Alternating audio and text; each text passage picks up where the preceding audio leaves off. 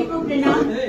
शताब्दी संकल्प में हम लोग देवरिया में क्या कुछ हो रहा है, अलका सिंह जी कुछ बताएंगी आप? जी महाराज जी, देवरिया में हम लोगों ने 2 कॉम्प्लेक्स का निर्माण किया है अपने आत्मनिर्भर नगर पालिका को बनाने के लिए।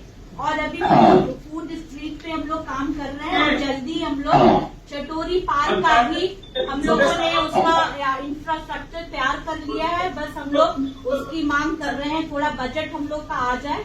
और जब से हम लोग ये पालिका बनाए हैं, पहले साल में हम लोग की 3 करोड़ रेवेन्यू जनरेट होती थी, पर आज के डेट में हम लोग 10 करोड़ की रेवेन्यू तक पहुंच गए हैं।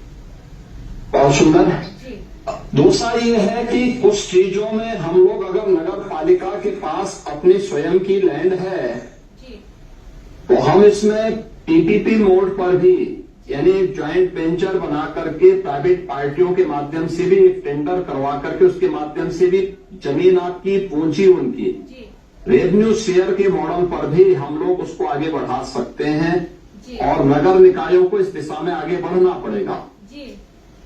अपनी आय से भी बना सकते हैं और इस आधार पर भी बनाएंगे तो उसमें आपको पैसा नहीं लगाना पड़ेगा, वो पैसा भी लगाएगा और उससे रेवेन्यू शेयर के माध्यम से प्रॉफिट में फिर शेयर हो सकता है। एक मॉडल बन सकते हैं, विकास के कुछ नए मॉडल हैं ये। और इनकम अगर आपकी बढ़ेगी तो तभी आप आत्मनिर्भर बन पाएंगे।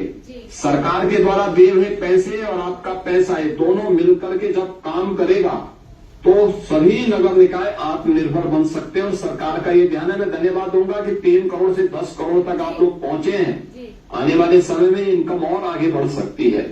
ये पीछे जितने भी लोग हैं सब आपके पार्षद हैं। जी हाँ, सभी आए हुए हैं इस बार, 3300 वार्ड के पार्षद आए हुए हैं। बहुत सुंदर। सबको मैं देवरिया के सभी पार्षदों को भी मैं धन्यवाद देता हूँ कि उन्होंने इस डिबेट को और इस चर्चा को आगे बढ़ाने के लिए वे लोग आज इस संवाद कार्यक्रम में जुड़े हैं। मैं चल रहा हूँ, सुल्तानपुर के अध्यक्ष हैं श्री प्रवीण अग्रवाल जी। प्रवीण जी।